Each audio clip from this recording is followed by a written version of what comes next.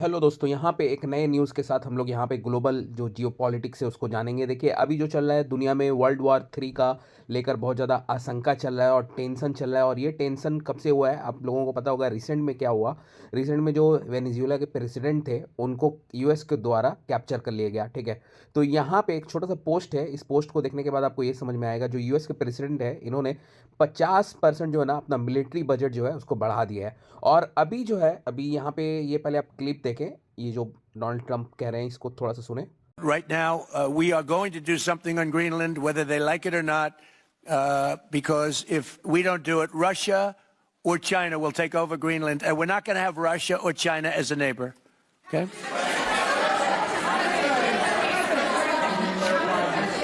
I would like to make a deal, the easy way, but if we don't do it the easy way, we're going to do it the hard way. ठीक है दोस्तों, इस clip में Donald Trump जो बोल रहे हैं वो बोल रहे हैं कि अब ये जो ग्रीनलैंड है, ग्रीनलैंड को ये क्या करना चाह रहे हैं, ये अपना पार्ट बनाना चाह रहे हैं यूएसए का। और ये पार्ट क्यों बनाना चाह रहे हैं, ये कह रहे हैं कि अगर आज हम लोग ग्रीनलैंड को नहीं लिए तो कल होकर रसिया या चाइना उसको कैप्चर कर लेगा। और वो बोल रहे हैं कि हम लोग क्या नहीं चाहेंगे कि रसिया या चाइना का डायरेक्ट इंटरफेयर हो, कहाँ पे, अटलांटिक ओशन पे। ठीक है, और अटलांटिक ओशन आपके टाइम पे अगर अभी देखेंगे तो बहुत ही स्ट्रैटेजिक लोकेशन रखता है। ठीक है, आर्कटिक में ऑलरेडी आप देखेंगे तो रसिया और चाइना का बहुत ज़्यादा इन्फ्लुएंस बढ़ चुका है। तो इसीलिए अमेरिका चाहता है कि ये जो ग्रीनलैंड है ये इनका टेरिटरी बन जाए। और ये बोल रहे हैं कि अगर हम लोग बात करेंगे, ठीक है, डेनमार्क से, क्योंकि अभी बता दूं कि डेनमार्क का ग्रीनलैंड जो है एक पार्ट है। और ये पार्ट ही नहीं, जिस तरीके से टेरिटरी होता है ना, एक हिस्सा होता है कंट्री का, उसी तरीके से ग्रीनलैंड डेनमार्क का कंट्री का एक हिस्सा है।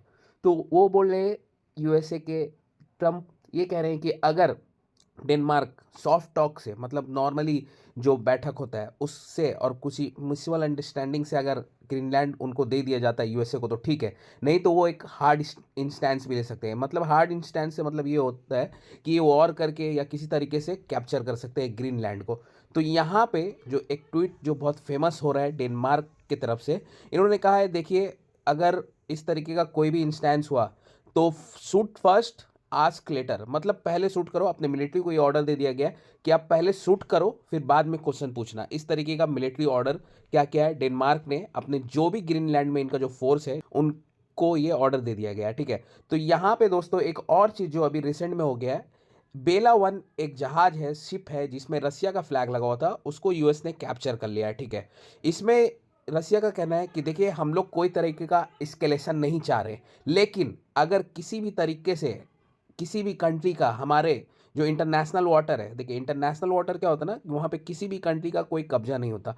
तो यहाँ पे रसिया का कहना है कि इंटरनेशनल वाटर में अगर किसी की तरफ से प्रेशर किया जाएगा तो हम लोग भी क्या है ना, चुप नहीं बैठेंगे। हम लोग यहाँ पे फर्स्ट वॉर या किसी तरीके का चीज़ को हम लोग स्टार्ट नहीं करना चाहते हैं, लेकिन हम लोगों के ऊपर या हम लोगों के आज़ादी या फ्रीडम या हमारे सोवरेनिटी के ऊपर बात आएगी तो हम लोग भी चुप नहीं बैठेंगे। ठीक है, अब यहाँ पे एक चीज़ आपको समझना होगा, क्योंकि रसिया ऐसा क्यों इतना बोल्ड स्टेटमेंट दे रहा है यहाँ पे। तो रसिया जो इतना बोल्ड स्टेटमेंट यहाँ पे ये दे रहा है, क्योंकि देखिए रसिया का कहना है कि एक हफ्ता पहले से रसिया जो है ऑलरेडी यहाँ पे बोल चुका था कि ये जो शिप है ये इनका है। ठीक है, बेला वन। ठीक है, और ये शिप जो है ये ऑयल जो है, आपको पता होगा ऑयल टैंकर्स जो होते हैं, ठीक है, वेनेजुएला के कोस्ट पे था। ठीक है, तो इसमें फ्लैग था रसिया का।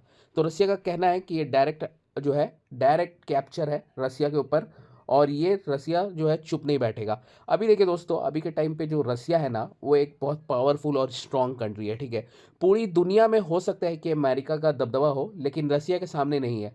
क्योंकि इसका एक बहुत बड़ा रीज़न ये है ना कि रसिया का जो एक प्लान है जिसको बोलते हैं डेड हैंड। डेड हैंड क्या है, थोड़ा सा रुक कर मैं वीडियो में आप लोगों को समझा दूँ कि रसिया कहता है कि हम लोग जो है फर्स्ट वॉर या न्यूक्लियर जो न्यूक वॉर है, न्यूक्लियर बॉम्ब वाला वॉर, वो नहीं करेंगे। लेकिन अगर किसी ने भी रसिया के ऊपर, मॉस्को पे, ठीक है, रसिया की जो राजधानी उसके ऊपर कोई तरह का भी अटैक किया और रसिया नहीं बचा, तो रसिया जो है पूरी दुनिया में हर एक कंट्री के ऊपर पॉइंट किया हुआ है रसिया का न्यूक्लियर जो बॉम्ब है वो।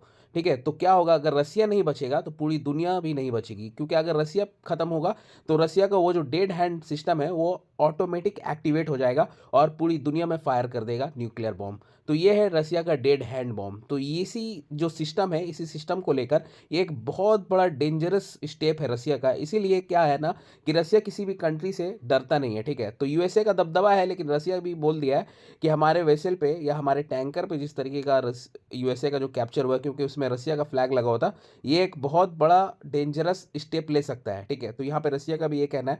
और एक चीज़ है कि यहाँ पे बोला जा रहा है, अंदेशा लगाया जा रहा है कि ईरान में जिस तरीके से अभी प्रोटेस्ट चल रहा है, आप देखेंगे अभी रिसेंट में ईरान में बहुत ज़्यादा प्रोटेस्ट चल रहा है, ठीक है। तो यहाँ पे बोला जा रहा है कि हो सकता है कि जिस तरीके से वेनेजुएला में वहाँ के प्रेसिडेंट को कैप्चर किया गया अमेरिका के द्वारा, हो सकता है कि ईरान भी नेक्स्ट हो, लेकिन यहाँ पे किसी तरीके का कोई न्यूज़ निकल कर नहीं आया।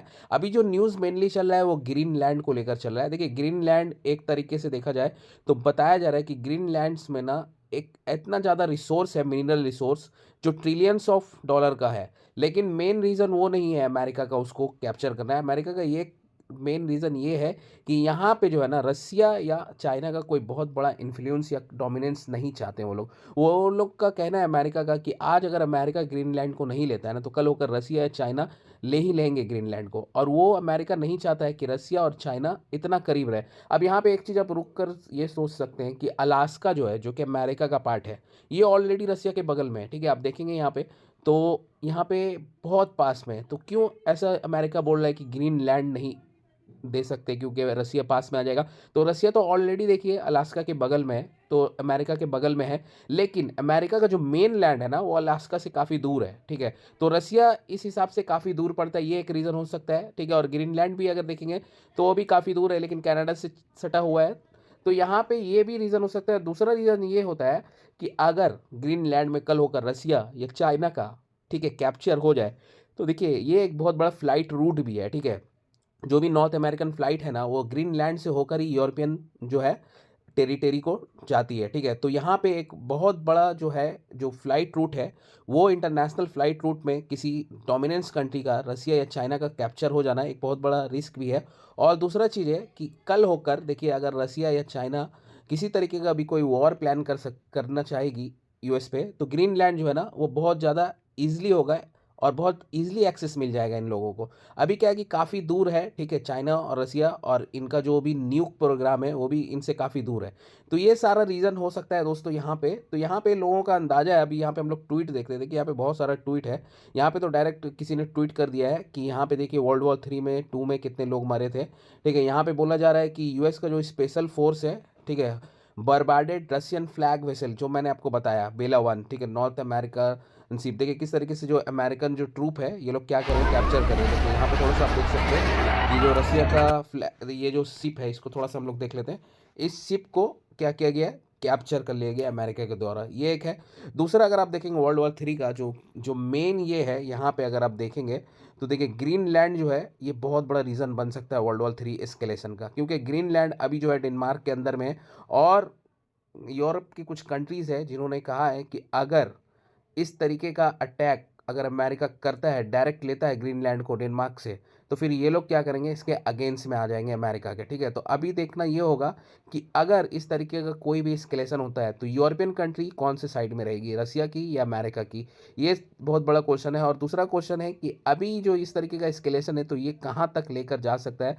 तो जैसे ही जितना ज़्यादा न्यूज़ हम सामने आएगा उस तरीके का न्यूज़ को मैं आप लोगों के सामने अपडेट करता रहूँगा। तो दोस्तों मिलते हैं एक नए वीडियो में एक नए अपडेट के साथ, तब तक के लिए दोस्तों थैंक यू एवरीवन।